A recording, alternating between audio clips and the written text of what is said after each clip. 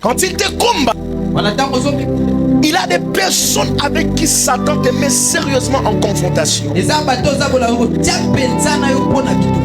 Quand nous n'avons pas à lutter contre la chair et le sang, mais contre les principautés, les dominations, les autorités, les princes de ce monde, les ténèbres, contre les esprits méchants dans les décès. Aujourd'hui, je vais t'enseigner le royaume de Satan et son fonctionnement. Je vais vous dire une chose, dans l'église, très peu de gens connaissent ce genre de mystères. Ce sont des mystères très très profonds. Je vais te décortiquer en quelques minutes les mystères du royaume de ténèbres. Et je suis convaincu de tout mon cœur que quand on grandit dans les choses de Dieu, on n'a pas seulement une image de ce que le royaume de Dieu est, on a aussi une image de ce que le royaume des ténèbres est.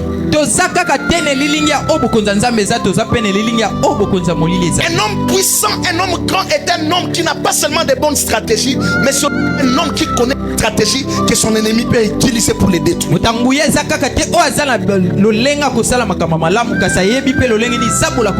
Lorsqu'on grandit, on a l'intelligence pour comprendre les fonctionnements du royaume des ténèbres. Et laissez-moi vous dire ce soir, le royaume des ténèbres a un fonctionnement bizarre qui a pour objectif de détruire les enfants de Dieu et de les empêcher de la vie éternelle. Le royaume des ténèbres s'organise de cette manière. C'est un royaume très bien structuré. Il n'y a que toi qui crois que Satan est bête.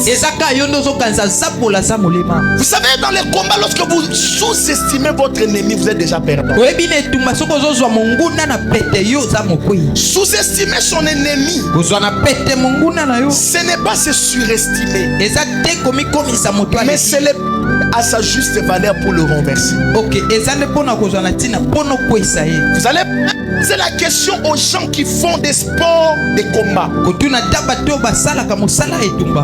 Écoutez-moi, la victoire se trouve dans la tête. Les gens qui font des sports de combat, il peut savoir qu'il est en train de combattre avec quelqu'un de faible que lui. Dès lors qu'il est sous-estimé et il pense que lui il est très fort, c'est en ce moment-là que son ennemi prend la force.